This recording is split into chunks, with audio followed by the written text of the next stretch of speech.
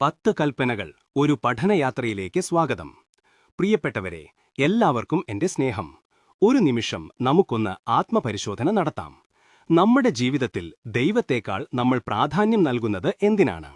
നമ്മുടെ സമയവും ചിന്തകളും സമ്പാദ്യവും ഏറ്റവും കൂടുതൽ ചെലവഴിക്കുന്നത് എവിടെയാണ്?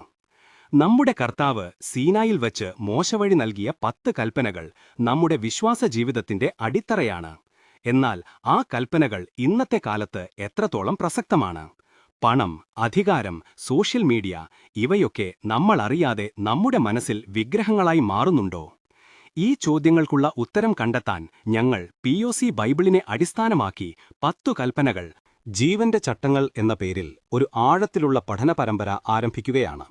ഓരോ കൽപ്പനയും വിശകലനം ചെയ്ത് നമ്മുടെ ആധുനിക ജീവിതത്തിൽ അതിനുള്ള കൃത്യമായ പ്രയോഗം കണ്ടെത്തുകയാണ് ഈ പരമ്പരയുടെ ലക്ഷ്യം. ഈ ഞായറാഴ്ച എല്ലാറ്റിന്റെയും കേന്ദ്രബിന്ദുവായ 1-ാം കൽപ്പനയിൽ നിന്നാണ് ഞങ്ങൾ ഈ പഠനം ആരംഭിക്കുന്നത്.